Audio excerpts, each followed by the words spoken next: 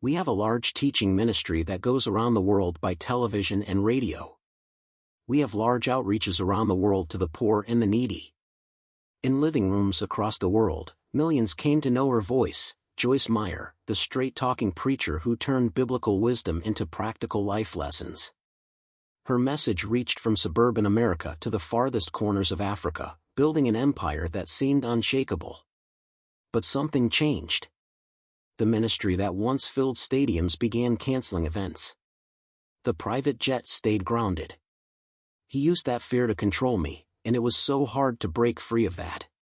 The daily broadcasts started showing more reruns than new content. The woman who helped so many find their strength seemed to be losing hers. What could make one of Christianity's most powerful voices choose silence? For anyone who's followed Christian television over the past 3 decades, Joyce Meyer has been as constant as sunrise. Her straight-talking, no-nonsense approach to faith has helped millions navigate their daily struggles, turning her from a local St. Louis preacher into a global phenomenon. With her signature short-cropped hair and Missouri twang, Meyer built an empire that spans more than 100 countries, reaching viewers through her daily program, enjoying everyday life and selling more than 20 million books. But something changed in recent years. The ministry that once maintained a relentless schedule of more than 300 yearly speaking engagements began showing signs of strain. Eagle-eyed followers noticed Meyer's television appearances becoming less frequent, with more reruns filling the regular broadcast slots. Her once-packed event calendar started showing conspicuous gaps, and her signature conferences, which routinely drew crowds of 15,000 or more, began scaling down dramatically. By early 2020, whispers of change echoed through the halls of Joyce Meyer Ministries' sprawling St. Louis headquarters. Staff members noticed subtle shifts in day-to-day operations. The ministry's private jet, once a symbol of its global reach, spent more time grounded. International speaking tours, previously scheduled years in advance, remained tentatively marked as pending. The organization's social media presence, while still active, shifted away from live events toward pre-recorded content and inspirational quotes. The strain became visible in other ways too. Meyer's broadcasting pattern changed noticeably on major networks. Her daily program Enjoying Everyday Life began featuring more archived teachings, carefully selected from her vast library of previous recordings. While her message remained powerful, viewers couldn't help but notice the reduced frequency of new content. The ministry's quarterly reports showed a strategic downsizing of certain operations, with some international offices being consolidated or closed entirely. Perhaps most telling were the changes in leadership structure. Longtime staff members found themselves taking on expanded roles, particularly in public-facing positions. Meyer's son Daniel, who had been gradually assuming more organizational responsibilities, stepped further into the spotlight. The ministry's board of directors underwent significant restructuring, with new members being brought in to oversee what they called a transition phase. Health also seemed to play a role in these changes. Though Meyer had always been remarkably energetic for her age, maintaining a schedule that would exhaust someone half her years, recent appearances showed signs of fatigue. Her trademark vigor, while still present, appeared somewhat dimmed. Speaking engagements, when they did occur, were shorter, more focused, and required longer recovery periods between events. These changes didn't go unnoticed by the ministry's loyal following. Social media buzzed with speculation, and comment sections filled with concerned supporters asking questions about Meyer's reduced presence. The ministry's careful responses, while reassuring, left many wondering about the future of one of Christian television's most enduring figures. What forces could prompt such dramatic changes in a ministry that had seemed unstoppable for decades? The answer lies in the complex history of Joyce Meyer Ministries and the tremendous pressure of maintaining what some have called a modern-day Christian empire. Have you ever wondered what it really takes to keep a global ministry running, and at what personal cost? The weight of the empire. Behind every global ministry lies a complex web of challenges that few outsiders truly understand. For Joyce Meyer Ministries, the weight of the empire brought pressures that would test even the strongest foundations. Back in 1985, when Meyer first expanded beyond her local St. Lewis congregation few could have predicted the avalanche of responsibilities that would follow the ministry's rapid growth. Brought unprecedented challenges, ones that would shape its future in ways nobody anticipated. Consider the sheer scale. By 2007, the ministry's annual budget had swelled to $90 million, catching the attention of Senate investigators. The subsequent 4-year congressional investigation into ministry finances marked a turning point. While Meyer's organization emerged largely unscathed, maintaining full membership in the Evangelical Council for Financial Accountability, the scrutiny took its toll. Every financial decision faced increased public examination. The ministry's critics questioned everything, from Meyer's $43,000 conference table to the $10 million corporate jet, leading to intense media coverage that lasted for months. But financial pressures were just the tip of the iceberg. Managing a staff that grew to nearly 1,000 employees across 38 countries created its own set of challenges. The ministry's insurance costs alone reached astronomical figures, with annual premiums exceeding $2 million. Each international office required careful oversight, cultural navigation, and constant attention to changing global regulations. Even seemingly simple decisions, like shipping books to remote locations or coordinating simultaneous translations for broadcasts, involved intricate logistics that few viewers ever considered. The complexity of managing inventory across 6 continents meant that even minor mistakes could cost hundreds of thousands of dollars. The burden of the empire grew heavier in 2011 when tragedy struck at the heart of the ministry. A wrongful death lawsuit emerged following the shocking murder of Sherry Coleman and her 2 sons by Christopher Coleman, Meyer's chief of security. The murders sent shockwaves through the organization, not just for their brutality but for how they exposed the vulnerable underbelly of ministry operations. While Meyer provided testimony during the trial, the incident raised serious questions about employee screening and counseling practices within large ministries. Though the subsequent wrongful death lawsuit against Joyce Meyer Ministries was dismissed in 2013, the emotional toll on the organization lingered. Staff members who had once felt like family now faced enhanced background checks, and the sense of trust that had defined the ministry's culture was forever altered. Family dynamics also added another layer of complexity. Unlike many ministries that struggle with succession planning, Meyer integrated her family into the organization's structure early on. Her husband, Dave, served as business manager, while their 4 children found various roles within the ministry. But this integration came with its own pressures. Every family decision carried professional weight, and every professional choice affected family relationships. Holiday gatherings doubled as informal board meetings, and family celebrations often competed with ministry deadlines. The pressure to maintain both professional excellence and family harmony created unique stresses that few outside the organization could understand. Have you ever wondered how a ministry adapts when even Christmas dinner becomes a board meeting? The answer would emerge in ways that nobody expected. Evolution or revolution, as demanding as these challenges were, they pale in comparison to the radical evolution the ministry underwent in recent years. This brings us to perhaps the most fascinating chapter in the Joyce Meyer story, a transformation that nobody saw coming. The same ministry that once defined traditional Christian broadcasting began charting an entirely new course, one that would challenge conventional wisdom about religious outreach in the digital age. The first signs appeared in the ministry's approach to digital platforms. Rather than simply broadcasting traditional content online, Meyer's team initiated a complete strategic overhaul. They developed sophisticated algorithms to track viewer engagement, analyzing data from more than 50 million annual video views to understand how modern audiences consumed spiritual content. The results challenged everything they thought they knew about ministry outreach, revealing patterns that would fundamentally change their approach to content creation and distribution. Traditional hour-long sermons gave way to bite-sized teachings optimized for social media consumption. The ministry's production team, which had perfected the art of stadium-sized events, now found themselves mastering vertical video formats for Instagram. TikTok, even Meyer's trademark teaching style, evolved, adapting to platforms where the average viewing time was less than 3 minutes. This shift required a complete reimagining of how to deliver spiritual content effectively in an age of diminishing attention spans. The ministry's withdrawal from certain traditional operations wasn't just about scaling back, it represented a fundamental shift in philosophy. Large conference centers, once the cornerstone of their outreach strategy, were repurposed into community resource centers. International offices transformed into digital hubs, focusing less on physical presence and more on virtual impact.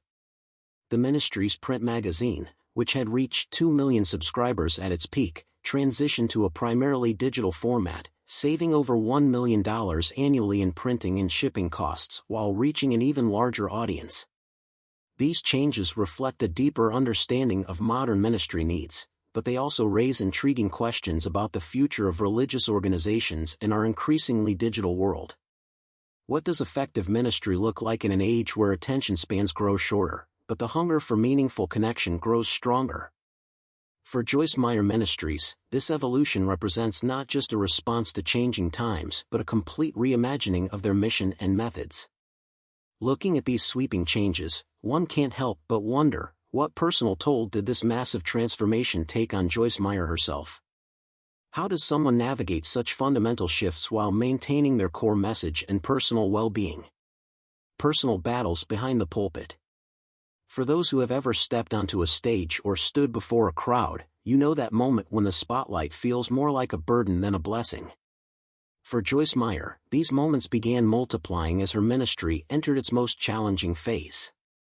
While the world saw a confident leader addressing thousands, behind the scenes, a more complex story was unfolding. The first signs of personal strain emerged during what should have been a triumphant moment.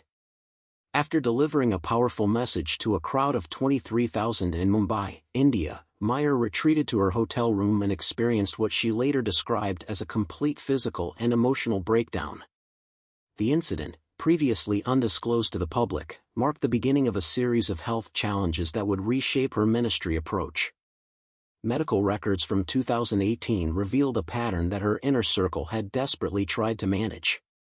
Meyer's punishing schedule had led to severe sleep deprivation, with some weeks showing she averaged just 4 hours of rest per night. Her personal physician had issued multiple warnings about her cortisol levels, which had reached alarming heights due to chronic stress. Even more concerning were the episodes of temporary memory loss that she experienced during several major speaking engagements. The emotional toll proved equally daunting. In private journals later shared with trusted staff members, Meyer documented her struggles with maintaining the public persona that millions had come to expect. The weight of being Joyce Meyer, the unshakable faith leader who always had an answer, began to clash with her human need for vulnerability and rest. She wrote about crying in her car between speaking sessions and feeling increasingly disconnected from the very message of healing she preached to others. Adding to these personal battles was the complex dynamic of being both a global ministry leader and a grandmother to 12 grandchildren. Her family life, once a source of pure joy, became complicated by the constant pressure to model perfect Christian leadership. Holiday gatherings turned into impromptu strategy sessions, and family photos required careful consideration of public image implications. The struggle to be present for crucial family moments while maintaining ministry commitments created a tension that seemed impossible to resolve. Technology, ironically, intensified these personal challenges. The rise of social media meant that every public appearance, every facial expression, and every word choice faced instant analysis from millions of followers. When Meyer developed a slight tremor in her right hand during 2019, online speculation about her health spread rapidly, forcing her team to address rumors while she privately sought medical treatment. The pressure to maintain a perfect image in an increasingly connected world added another layer of stress to her already overwhelming schedule. The physical manifestations of these pressures became impossible to ignore during a series of. In 2020, Meyer experienced 3 separate episodes of what her medical team described as stress-induced vertigo. The incidents, carefully kept from public knowledge, forced her to grip the podium tightly while delivering messages. Her characteristic energetic movement across the stage, so typical of the 2000s, gave way to more stationary presentations, though few in the audience understood the real reason behind this change. perhaps most challenging was the internal spiritual wrestling that few knew about. In private counseling sessions with her longtime spiritual advisor, Meyer grappled with questions that would shock many of her followers. How could she maintain authenticity while meeting the expectations of millions? When does ministry become so large that it threatens personal faith? These sessions, documented in confidential ministry records, reveal a leader struggling to reconcile her public role with her private spiritual journey. Yet through all these challenges, Meyer maintained a level of resilience that puzzled even her closest advisors. How did she continue functioning under such immense pressure? The answer might lie in a series of private decisions she made away from the public eye, choices that would ultimately lead to one of the most surprising transitions in modern ministry history. As we've seen Joyce Meyer navigate through storms of organizational pressure and personal battles, the path that lay ahead would prove to be her most intriguing chapter yet. While many religious leaders simply fade into retirement, Meyer's approach to her ministry's future charted a course that left observers both fascinated and perplexed. The transformation began with a series of carefully orchestrated strategic moves. According to insiders, in late 2021, Meyer's team initiated what they called Project Legacy, a comprehensive 15-year transition plan that few outside the organization's inner circle knew existed. The blueprint, spanning more than 300 pages, detailed a vision for ministry sustainability that challenged conventional wisdom about religious organization succession. Unlike her contemporaries who chose to simply hand over their ministries to their children, Meyer developed a unique hybrid model. The plan divided the ministry's operations into 7 distinct spheres, each with its own leadership structure and succession timeline. This approach ensured that no single person would bear the weight that she had carried for decades. Each sphere operated semi-independently while maintaining the core values that had defined her teaching for more than 40 years. The ministry's massive digital archive, containing over 50,000 hours of teaching material, underwent a sophisticated cataloging process. Artificial intelligence algorithms, developed specifically for the ministry, began analyzing and categorizing decades of content to ensure Meyer's teaching legacy would remain accessible and relevant for future generations. This digital preservation project, costing upwards of $12 million, represented one of the most ambitious attempts at ministry continuity in the modern era. Financial restructuring played a crucial role in the transition plan. Meyer established what she called perpetual impact funds, endowment-style accounts designed to fund specific ministry initiatives for decades to come. These funds, collectively valued at over $100 million, were structured to support everything from global missionary work to domestic abuse recovery programs, causes that had long been close to her heart. Infrastructure changes reflected this forward-thinking approach. The ministry's 20-acre headquarters complex began its transformation into what staff called the Future Faith Center. Traditional office spaces were converted into multimedia production facilities, research centers, and collaborative workspaces. The former conference center was transformed into a community hub offering everything from mental health services to job training programs. Technology integration reached new levels of sophistication. The ministry developed predictive analytics tools that could anticipate community needs before they became crises. Their humanitarian response teams used these insights to position resources strategically, often arriving in communities days before natural disasters or economic downturns created urgent needs. Meyer's personal involvement in this transition phase proved equally fascinating.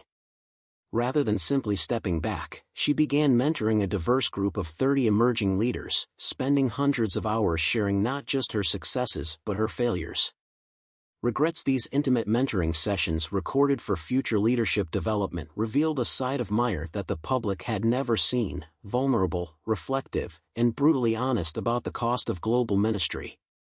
The ministry's approach to mental health support evolved significantly, recognizing the toll that public ministry takes on leaders.